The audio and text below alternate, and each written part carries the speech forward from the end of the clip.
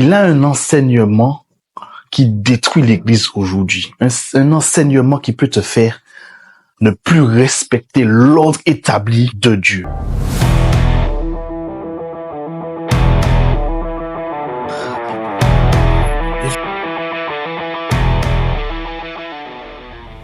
Shalom, c'est le pasteur Alexis Onieldolski pour la Mission Réveil International. Je suis quand même choqué par des enseignements qui prônent la pensée humaine et qui mettent de côté la pensée de Dieu. Des enseignements qui circulent sur les réseaux sociaux, qui ont pour but de détruire le fonctionnement que Dieu a établi dans l'Église. Et beaucoup tombent dans le piège de ces enseignants. Des personnes qui prêchent des messages avec leur propre pensée, mais pas avec la pensée de Dieu. C'est pour ça que Dieu a dit, ma pensée n'est pas votre pensée. Ça dit que Dieu a un fonctionnement qui n'est pas logique pour le fonctionnement humain. Je reviendrai dessus. Je vais parler de 3 enseignements qui m'ont choqué ces temps-ci sur les réseaux sociaux. Le premier, c'est l'enseignement sur ne pas appeler tes pères dans la foi, ne pas les appeler pères. Il y a un pasteur qui s'est levé, qui a pris son micro et qui a dit, il a plus pointé du doigt les pasteurs africains en disant que les pasteurs africains aujourd'hui sont dans le faux parce qu'on les appelle pères. Dans le sens où tu vas à l'église, ton pasteur, tu vas l'appeler père.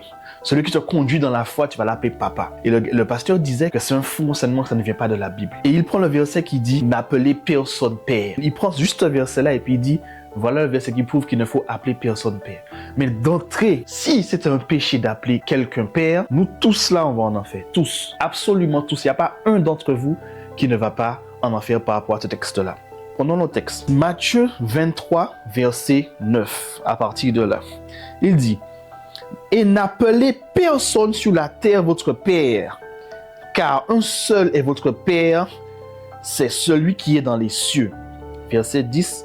Ne vous faites pas appeler directeur, car un seul est votre directeur, c'est le Christ. Si on m'arrête là, il a dit ne n'appeler personne père et n'appeler personne directeur. Quand je disais que tout le monde va aller en enfer, si ça c'est un péché, si c'est ce contexte-là qui va m'établir, vous allez tous aller en enfer. Quand tu vas au travail, non, ton directeur, tu l'appelles comment? Quand tu vas à l'école, ton directeur, tu l'appelles comment? Tu l'appelles monsieur le directeur. Ok? Ensuite, ton père biologique, quand tu rentres à la maison, tu l'appelles pas par son prénom. Je ne vais pas arriver sur mon père, comme la Bible dit de ne pas appeler personne sur la terre père. Je vais arriver chez moi, je vais dire Alexis. Et puis il va me gifler. Et je vais lui dire, oh non, le verset dit ça. Est-ce que j'aurais normal devant lui? Est-ce que j'aurais raison devant lui? Jamais. Alléluia. Il y a un contexte particulier par rapport à ce texte-là. Et qui plus est, regardez ce que Jean dit. Jean, il écrit du coup, dans le livre de 1 Jean, il dit, je vous écris Père, parce que vous avez connu celui qui est dès le commencement. Je vous écris jeunes gens, parce que vous avez vaincu le malin. Je vous écris petits enfants, parce que vous avez connu le Père. Il y a 2 fois Père dans le texte. Cela veut dire que Jean, en plus ça c'est après la mort de Jésus à la croix qu'il a dit ça. Donc ça veut dire que c'est bien après le verset qui dit n'appelez personne père. Vous comprenez? D'accord. Donc est-ce que Jean a péché en appelant les anciens de son église père? Non. Parce qu'il y avait un contexte par rapport au père. Et un deuxième père dans le texte. Je vous écris petits enfants parce que vous avez connu le père. Père, P majuscule. Alléluia. Le texte qui dit de n'appeler personne père, c'est celui qui va voir quelqu'un plus grand que Dieu. Là, c'est péché. Mais j'appelle quelqu'un père parce que la personne m'a enseigné, m'a appris l'évangile. Je n'ai pas péché parce que je ne le considère pas plus que Dieu. C'est tout. Donc ce n'est pas un péché d'appeler quelqu'un père. Je continue. Dans 1 Timothée 1, verset 2, c'est Paul qui parle. Paul, apôtre de Jésus-Christ, par ordre de Dieu notre Sauveur et de Jésus-Christ notre espérance. Timothée, mon enfant légitime dans la foi, que la grâce et la miséricorde et la paix te soient données. Il appelle mon enfant légitime dans la foi. Si on lit sa Bible, on sait que Paul n'avait pas de femme. Ça veut dire que Paul n'avait pas d'enfant. S'il réussit à appeler Timothée mon enfant légitime dans la foi, c'est que Timothée l'appelait père. C'est la Bible qui le dit. Et il y a beaucoup qui disent Amen. Et à cause de ça, ne veulent plus appeler leur enseignant dans la foi père. C'est dangereux. Il y a un autre enseignement. Là, j'étais sur Facebook et je suis tombé sur cet enseignement-là, mais c'est un pasteur qui l'a partagé. Et ça m'a choqué, parce que le pasteur qui l'a partagé C'est un pasteur qui était dans l'église dont j'ai parlé dans la précédente vidéo. Une église qui justement qui te montre à respecter tes autorités. Mais lui, il partage un message pour enlever le respect des autorités. Le message disait dans les grandes lignes qu'on ne peut pas apporter un respect sans faille à notre pasteur. On peut que l'apporter à Dieu. Mais il y a des hommes que Dieu a établis pour le représenter sur terre. C'est comme s'il dirait que le président de la République, il établit un premier ministre et toi, tu ne veux pas respecter le premier ministre en disant que non, il n'est pas président. Moi, je respecte seulement le président. Mais mon ami, qu'est-ce qui va se passer? Quand le premier ministre va se plaindre de toi au président, tu penses que le président va agir pour toi? Non. Parce que si tu ne respectes pas celui que lui a établi, il ne va jamais te donner une importance. Et c'est pareil dans l'Église. La Bible dit dans Hébreux 13, verset 17, « Obéissez à vos dirigeants et soyez leur soumis. En effet, ils veillent constamment sur vous, puisqu'ils devront rendre compte à Dieu. Faites en sorte qu'ils puissent accomplir leurs tâches avec joie. » La Bible dit de faire en sorte que ton pasteur accomplisse sa tâche avec joie. C'est-à-dire la tâche de te montrer le chemin vers Jésus. Si, à cause de toi, il ne la remplit pas avec joie, parce que tu ne le respectes pas, tant que tu ne vas pas respecter l'autorité qu'il a établie, il ne pourra absolument rien faire pour toi. Mais attention, j'ouvre une parenthèse. Il y a des pasteurs effectivement qui abusent de leur autorité. Je comprends, je l'entends, je le vois. Et ça, je le condamne fermement. Dans le sens où les pasteurs qui font du n'importe quoi, je suis d'accord, il y en a. Mais le message que je disais que le pasteur a partagé, il généralisait tout le monde. Il disait à tout le monde qu'on ne doit pas respecter avec soumission les pasteurs. Attention, c'est dangereux. Parce qu'il y a des pasteurs qui ne sont pas de Dieu, qui sont eux-mêmes le d'une pasteur qui ne sont pas de Dieu. Dans ce sens-là, je serais d'accord parce qu'il n'est pas le loin de l'Éternel. Quelqu'un va me dire que oui, mais après tu ne peux pas savoir si la personne a été appelée de Dieu ou pas. Donc du coup, comment tu fais pour savoir, pouvoir le respecter ou non? D'entrée, respecte. Ça veut dire que tu saches, que tu ne saches pas, respecte, premièrement. D'accord? Je vais aller plus loin. Avant même que tu mettes les pieds dans une église, pose ton genou par terre et demande à Dieu de te guider vers une église qui va te faire du bien. Mais il ne va jamais te permettre de respecter sa loi et d'être déçu. Dieu te guide. La Bible dit que c'est le Saint-Esprit t'enseignera toutes choses. Si il y a une église que tu ne dois pas aller, le Saint-Esprit va t'enseigner que attention là, tu ne dois pas aller. Quand Dieu te mène à un endroit, respecte premièrement sa parole avant de respecter les émotions des hommes. C'est très, très important parce que beaucoup font des messages sur leurs émotions sans prendre en compte la parole de Dieu. David, parce que dans le message que le pasteur a posté, la dame disait que les pasteurs qui veulent se faire respecter s'appuient sur David. David, lui, sur l'histoire de David, quand il était en guerre avec Saül. On va prendre le texte. 1 Samuel 26 à partir du verset 7. David et Abishai allèrent de nuit vers le peuple. Et voici, Saül était couché et dormait au milieu du camp. Sa lance était fixée à terre à son chevet. Abner et le peuple étaient couchés autour de lui. Abishai dit à David, « Dieu livre aujourd'hui ton ennemi entre tes mains. » C'est pas Dieu qui a mis, c'est qu'en passant, ils l'ont vu et c'est son serviteur qui a dit que Dieu l'a mis. Je continue. « Dieu livre aujourd'hui ton ennemi entre tes mains. Laisse-moi, je t'en prie, le frapper de ma lance. » Je dirais même que Dieu l'a mis afin de tester David. On continue. « Laisse-moi, je te prie, le frapper de ma lance et le clouer à terre d'un seul coup pour que je n'ai pas à y revenir. » Mais David dit à Abishai, « Ne le détruis pas, car qui pourrait impunément porter la main sur un oint de l'Éternel? » Et David dit, « L'Éternel est vivant. C'est à l'Éternel seul de le frapper. Soit que son jour vienne et qu'il meure, soit qu'il descende au champ de bataille et qu'il périsse. » Si on connaît l'histoire de David, Saül est un très mauvais roi. Il péchait sur péchait. Mais David a dit jamais il va toucher un oint de l'Éternel. Et la Bible le dit, je vais mettre le texte ici, ne touchez pas à mes oints. La Bible dit ne pas toucher à mes oints.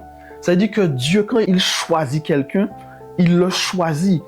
Et si toi, tu veux te lever pour parler contre la personne que Dieu a choisie, c'est un malheur que tu vas t'attirer. Et ça, c'est un secret puissant que David a donné là. Dieu même a dit, David, c'est l'homme selon son cœur. Parce que Dieu connaissait le cœur de David. À cause de ces choix que David faisait de respecter ce que Dieu avait établi. Coûte que coûte. C'est difficile à entendre, mais ce n'est pas la pensée de l'homme qu'il faut voir, c'est la pensée de Dieu. C'est-à-dire que Dieu, regarde ce qu'il avait établi. Dieu avait établi, avant le sacrifice de Jésus, que pour que tes péchés soient lavés, il fallait tuer. Mais est-ce qu'il y a une logique dans le fait de tuer, surtout pour nous humains?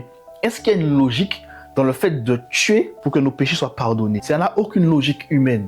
Pour que tes péchés soient pardonnés, non, il ne faut pas tuer. Le mieux, c'est de demander pardon, d'aller voir la personne, d'avoir une autre, selon la pensée humaine, d'avoir un autre comportement. Mais Dieu, c'était pas un autre comportement qu'il fallait avoir. Il fallait tuer pour que ton péché soit pardonné. Dieu fonctionnait comme ça. Et Jésus à la croix est venu faire la même chose, mourir.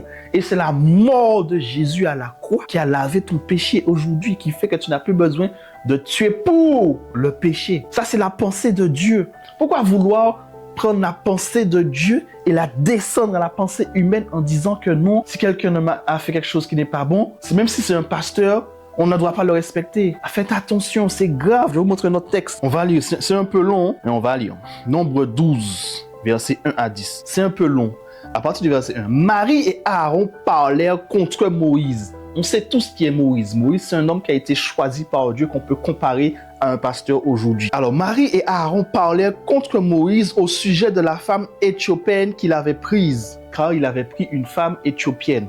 Là, Marie et Aaron avaient totalement raison. De un, Moïse avait déjà une femme. Et de deux, il a pris une autre femme qui était éthiopienne. Alors que Moïse, même dans ses lois, il a dit « Tu ne prendras pas de femme étrangère ». Donc en vrai, selon la pensée humaine, ils avaient raison de parler contre lui parce qu'il avait péché. On dit les choses claires, il avait péché. Soit il a divorcé, soit Moïse avait divorcé, soit il a pris une deuxième femme en plus de celle-là qu'il a là. Bon, c'est l'Ancien Testament, on va dire qu'on pouvait avoir deux femmes, d'accord, mais il a pris une femme éthiopienne. Là, c'était un péché clair et net que lui-même avait écrit. Donc ça veut dire que Marie et Aaron avaient raison. Regardez ce que l'Éternel dit. Le verset 2. Ils dirent, est-ce que c'est seulement par Moïse que l'Éternel parle? Là, ils sont en train de se plaindre. N'est-ce pas par nous aussi? Et l'Éternel l'entendit.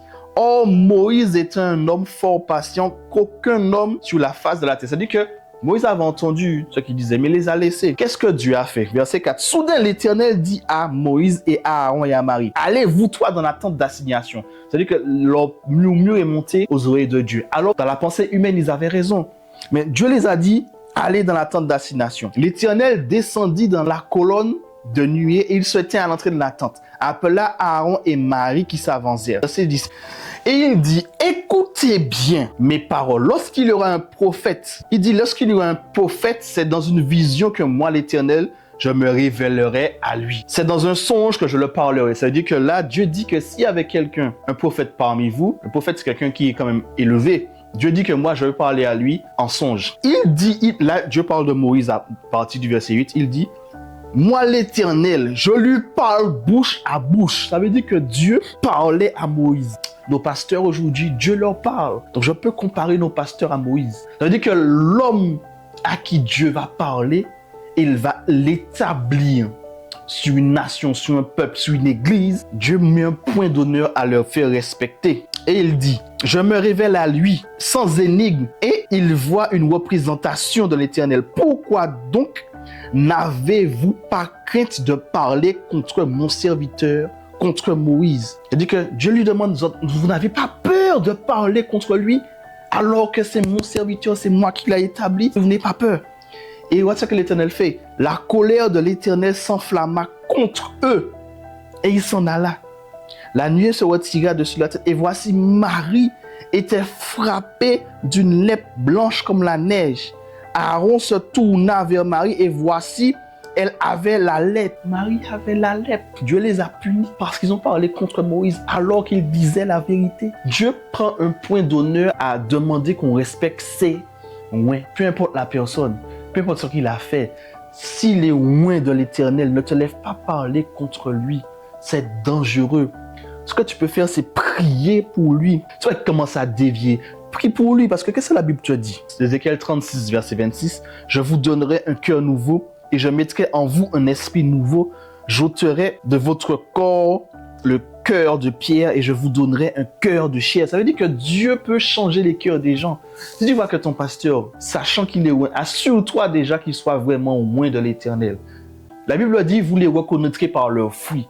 regarde à ses fruits. Et si tu sens, avec la prière, tu sens que c'est un oint de l'Éternel, et tu vois qu'il est bizarre, ne dis pas parce qu'il est bizarre, il n'est pas de Dieu. C'est dangereux parce que s'il est de Dieu, Dieu ne va pas accepter que tu parles contre lui. La Bible dit ne touchez pas à mes oints. Ce que tu vas faire, c'est prier pour lui. La Bible dit priez pour vos dirigeants afin que vous ayez une vie paisible. Je vais mettre le verset ici. Je reconnais qu'il y a des pasteurs qui abusent, que c'est difficile par rapport à notre pensée humaine. Mais le conseil, c'est vraiment de prier pour lui. C'est tout ce que tu auras à faire. Alléluia. Quelqu'un va prendre le texte pour dire que non, mais regarde, la Bible dit, si ton frère a péché, va, reprends-le. S'il n'écoute pas, prends une autre personne pour le reprendre. Attention, la Bible dit, si ton frère a péché, est-ce qu'un pasteur, c'est ton frère? Un pasteur, c'est pas ton frère. Un pasteur, c'est ton pasteur. Beaucoup de personnes n'aiment pas ça. Et ils aiment prêcher ça parce qu'ils savent que ça va attirer du monde. Mais dans l'église, il y a une hiérarchie. Et la hiérarchie, il faut la respecter parce qu'elle a été établie par Dieu. Je me répète, mais la pensée de l'homme ne doit pas dépasser la pensée de Dieu. Dieu a établi une hiérarchie, ce n'est pas pour rien. Alléluia. C'est pour ça que les pasteurs et les hommes de Dieu sont jugés plus sévèrement parce que Dieu leur a donné plus de responsabilités que nous-mêmes. Donc ne disons pas amen aux personnes qui veulent désacraliser l'établissement de Dieu. Alléluia. Un pasteur, respecte-le. Moi, j'appelle mon père spirituel Papa Daddy. Je l'appelle Papa.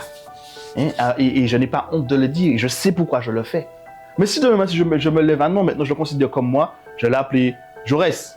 Même quand je le dis là, par exemple, ça m'a fait quelque chose. Non, respectez les hommes de Dieu, respectez vos pasteurs. Ici, ils sont mauvais, priez pour eux. Et si tu vois que ton cœur n'est pas assez solide, priez pour lui, prends tes clics, tes claques, sans bruit. Homme de Dieu, vraiment, voilà, je dois prendre mon chemin. Tu parles tranquillement, sans faire de bruit. Parce que si demain, si Dieu veut, tu oses dire quelque chose qui vexe le pasteur ou l'homme de Dieu, quand il va parler là, surtout les bouches autorisées, quand il parle contre toi, ça va arriver. Ne dis pas que ah non, le Jésus va me protéger. Il ne va pas te protéger parce que tu n'as pas respecté ce que lui a établi. 2 Rois 2 à partir du verset 23. On parle de Élisée, prophète de l'Éternel. Il monta de là à Bethel et comme il cheminait à la montée, des petits garçons sortirent de la ville et se moquèrent de lui en disant « Monte chauve, monte chauve ». Il se retourna pour les regarder et il les maudit au nom de l'Éternel. Alors 2 ours sortirent de la forêt et déchirèrent 42 de ses enfants. Là, une pensée humaine va dire, ah non, pourquoi le pasteur a maudit les enfants? Il n'avait qu'à pas les capter, il n'avait qu'à pas les supporter. Quand tu as une bouche autorisée, Élie, il a parlé, il a arrêté la pluie. Il y a des gens qui avaient besoin de la pluie, mais Dieu n'a pas regardé aux gens qui avaient besoin de la pluie. Dieu a regardé la bouche autorisée de son serviteur. La pluie s'est arrêtée. Et la Bible dit, à ma parole, à la parole de lui-même, la bouche s'est arrêtée. Ce que je veux dire par là, que quand tu critiques un homme de Dieu, mais quand tu ne veux pas le respecter parce que tu considères qu'il a péché, s'il te maudit là, ça va arriver. Et Dieu ne va pas te protéger, même s'il a tort de te maudire. Peut-être, mais ça va quand même arriver. Parce que Dieu regarde à son établissement, à ce que lui, il a établi. Si toi, tu ne respectes pas ce que lui a établi, Dieu ne va pas te considérer. Comme je disais tantôt dans l'exemple du président et du premier ministre. C'est très important, il faut faire très attention à ça. Respectez vos pasteurs dans l'église, peu importe la situation. Et dans le post, effectivement, il disait que oui, qu'est-ce que je dois faire quand le pasteur m'affiche? Je dois rester là sans rien dire à dire amen. Oui. Tu dois rester là sans rien dire? Oui, parce que c'est une bouche autorisée de Dieu. Pourquoi? On va prendre un texte. Moi, c'est la Bible, c'est tout. Je ne regarde pas à la pensée humaine. C'est la Bible, c'est tout. Matthieu 17, verset 15 à 18. Seigneur, aie pitié de mon fils qui est lunatique et qui souffre cruellement. Il tombe souvent dans le feu et souvent dans l'eau. Je l'ai emmené à tes disciples et ils n'ont pu le guérir. Voilà ce que Jésus répond à la personne en regardant ses disciples. C'est-à-dire que la personne est là, non? Le peuple, parce que Jésus, vous savez, quand Jésus va à un endroit, il y a du monde. Voilà la scène. La personne est là. Il est venu se plaindre à Jésus parce que les disciples n'ont pas pu le sauver. Le peuple est là. Jésus n'a pas dit, mes disciples, venez, on va régler ça dans une réunion. Non, non. Il a dit devant les gens, race incrédule et perverse. Ça veut dire que Jésus a dit aux disciples, vous êtes cons. Devant les gens. Là, Jésus n'a pas affiché les disciples. Mais si les disciples avaient osé manquer de respect à Jésus, parce que Jésus les a affichés, que se serait-il passé? Si on continue à lire le texte, on voit qu'effectivement les disciples n'ont pas enlevé le respect vis-à-vis de Jésus. Il faut faire attention. Ce que je dis, ça peut choquer, mais c'est la pensée comme ça que Dieu fonctionne. Ce qu'il a établi, peu importe la situation, c'est lui qui l'a établi. Alléluia. Et il y a un autre message aussi controversé. Mais il faudrait que les hommes de Dieu se lèvent pour parler de ça. Parce que je pense qu'il y en a beaucoup qui ont peur de parler de ça parce qu'il y a un trop grand nombre de personnes qui vont essayer de dire le contraire. Parce que ce nombre de personnes-là, ils veulent mettre la parole de Dieu au niveau de leur pensée humaine. Et c'est dangereux. Le fait que les pasteurs vivent sur leur offrande, ça veut dire qu'un pasteur ne doit pas travailler. Ça là, c'est un message que j'assume. Normalement, un pasteur, sa vie, sa maison, sa voiture, son eau, son électricité, son téléphone, son manger, ses loisirs, il a l'argent de l'église qu'il le prend. Alléluia. Tu es fâché, comme dit pasteur Wilfried Zawi, que tu sois fâché, que tu ne sois pas fâché, c'est ça et puis c'est tout. Et c'est la vérité. Il y a une dame qui a pris la vidéo du pasteur Wilfried Zawi. Pasteur Wilfried Zawi disait ça, que oui, que tous les voyages que je fais, 40 millions, ça fait chaque 2 mois il fait un voyage, ça fait 5 voyages par an, ça fait plus de 400 millions de francs CFA. Il a dit ça, c'est l'argent de l'église, c'est comme ça et c'est tout. J'ai dit amen à ça, mais la personne a pris cette partie-là. Et puis elle a mis une photo de Wilfried Zawi dans les jets privés. Et puis elle a dit que c'est pas normal que les pasteurs vivent sur l'argent de l'église. Et puis dans les commentaires, il fallait voir, oui, pauvres de leurs fidèles qui donnent l'argent à cet homme de Dieu-là, qui va profiter d'eux. Dieu établit, je me répète, Dieu établit des choses. C'est comme ça que c'est tout. On va lire un texte. 1 Corinthiens 9, versets 1 à 13. Parce que les personnes qui vont parler de pensée humaine, eux là, ils lisent pas la Bible et vous dites amen. Mais eux là, si tu vas sur leur page, regardez quel genre de personne c'est. Ah là là. En tout cas, je tiens à dire à quelqu'un, la Bible là, lis, avant de dire amen à tout ce qui te plaît là, lis la Bible. C'est important. Je ne dis pas que si un pasteur travaille, c'est un péché. Non, je ne dis pas ça. Au contraire. Mais le mieux, c'est si tu as par exemple des business qui ne prennent pas ton temps. Parce qu'aujourd'hui, si tu es un pasteur, toi tu es un fidèle d'une église. Alléluia. Et ton pasteur, comme tu as la pensée du fait que non, le pasteur ne doit pas vivre sur l'argent de l'église, il doit travailler. Et comme ton pasteur, malheureusement, il ne veut pas perdre son fidèle, qu'est-ce qu'il va faire? Il va se lever, il va aller travailler. Mais si un jour tu as besoin d'aide, tu appelles ton pasteur pour prier pour toi, et le pasteur ne répond pas parce qu'il est fatigué, ne viens pas te plaindre. Ne viens pas te plaindre parce que du coup, à cause de toi, de ton orgueil, de ta méconnaissance de la parole de Dieu, tu as envoyé ton pasteur travailler, non. S'il ne répond pas, c'est qu'il est fatigué à cause du travail qu'il fait. Parce que le temps qu'il devait te donner, il l'a pris pour t'empêcher de dire du n'importe quoi dans son église, pour qu'il aille travailler. Et c'est ce que Paul a fait. Paul, on est tous appuyés sur Paul. Paul, oui, Dieu a dit que c'est sur Pierre qui bâtirait l'église, pas sur Paul. Paul, aujourd'hui, il a regretté plusieurs choses qu'il a fait et il le dit dans le texte qu'on va prendre aujourd'hui. On va prendre le texte rapidement. 1 Corinthiens 9, à partir du verset 1. Ne suis-je pas libre? Ne suis-je pas apôtre? N'est-ce pas vu Jésus, notre Seigneur? N'êtes-vous pas mon œuvre dans le Seigneur? Ça veut dire, n'êtes-vous pas mon œuvre? Revenir sur le fait d'être fils et père, mon œuvre dans le Seigneur, c'est lui qui t'a formé. Donc c'est ton père spirituel. Ferme la parenthèse. Si pour d'autres je ne suis pas apôtre, je le suis au moins pour vous, car vous êtes le socle de mon apostolat. C'est là ma défense contre ceux qui m'accusent. N'avons-nous pas le droit de manger et de boire? Là, il demande si on n'a pas le droit de faire ça, de manger et de boire. Quand la Bible te dit manger et boire, il ne te dit pas boire de l'eau. C'est logique de boire de l'eau. S'il précise boire, c'est que c'est autre chose. Je ferme la parenthèse. N'avons-nous pas le droit de mener avec nous une sœur qui soit notre femme? Il dit, n'avons-nous pas le droit de le faire, alors que lui-même, il n'a pas eu de femme. On le sait très bien. Mais il est en train de se plaindre, on dit, alors quoi, je n'ai pas le droit d'avoir de femme aussi. C'est ce qu'il est en train de dire là. Comme le font les autres apôtres et les frères dans le Seigneur.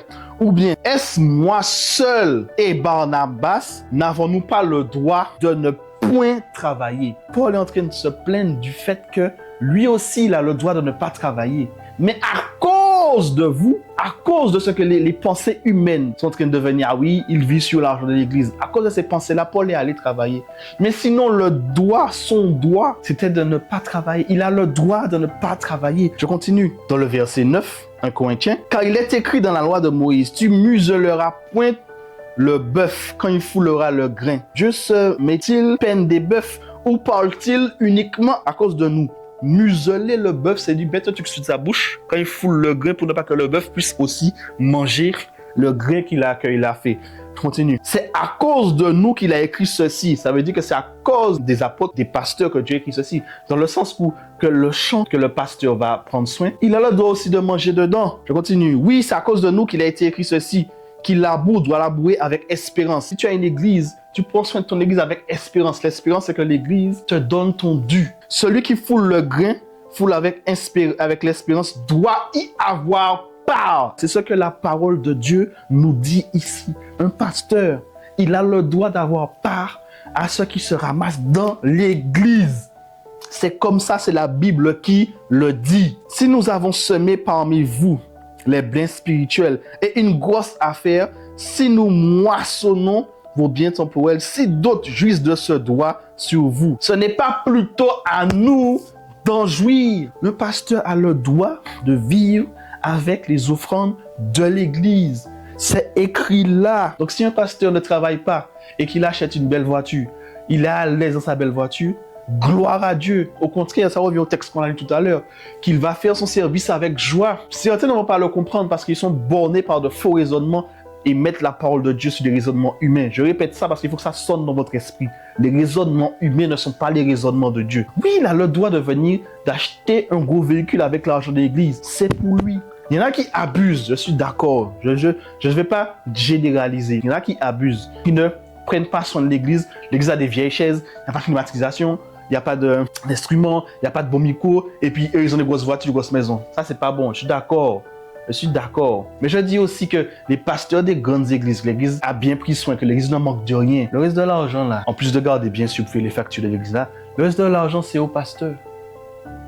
Oui, oui, oui. La Bible le dit. Moi, je vais écouter la Bible. Je ne vais pas écouter vos pensées. Je vais écouter la Bible. Je continue, verset 13. Ne savez-vous pas que ceux qui remplissent les fonctions sacrées sont nourris par le temple? Alléluia. C'est pas écrit que ceux qui font les fonctions sacrées doivent être nourris par leur travail. Non, on parle des pasteurs. Les gens m'ont dit, mais oui, la Bible dit que tu vivras par la sueur de tes mains. La Bible, quand il parle à quelqu'un, il parle à quelqu'un. Alléluia. Ceux qui remplissent les fonctions sacrées, la Bible dit qu'ils sont nourris par le temple. Ceux qui servent à l'autel, on part à l'autel. L'autel, c'est quoi? C'est quand tout le monde emmenait ses sacrifices pour venir sur l'autel. Le pasteur, le sacrificateur avait le droit de prendre aussi une viande pour lui. C'est ça. Aujourd'hui, on n'envoie plus de sacrifice dans l'église. Pour le pardon des péchés, on n'envoie plus de sacrifice dans l'église. Mais on envoie l'argent. Pas pour le pardon des péchés qu'on envoie l'argent. Mais bon, dans l'église, maintenant, c'est les offrandes. La Bible dit que le pasteur aussi peut prendre dedans pour lui. C'est la Bible qui lui dit. C'est pas les pensées humaines. Alléluia. De même, le Seigneur a ordonné à ceux qui annoncent l'évangile. De même aussi, le Seigneur a ordonné. C'est un ordre. C'est pas un conseil. C'est pas une suggestion. C'est un ordre. Le Seigneur a ordonné que ceux qui annoncent l'évangile vivent de l'évangile. Alléluia. Voilà ce que la Bible dit. Mes chers frères et sœurs dans le Seigneur, ne laissez pas la pensée humaine mélanger votre esprit et vous faire mettre de côté l'établissement de Dieu. Alléluia. Voilà, c'est tout pour aujourd'hui, pour cette vidéo. Si vous avez des questions, n'hésitez pas en commentaire. On répond à toutes les questions. Mes DM sont ouverts. TikTok, Alexis Youtniel. Facebook, Alexis Youtniel. YouTube, Alexis Youtniel. Alléluia. Tout ça là est ouvert. On répond aux questions. Bientôt, groupe WhatsApp. Chaque jour en son temps, on va répondre aux questions. Voilà, c'était Pasteur Alexis. Shalom chez vous et à bientôt.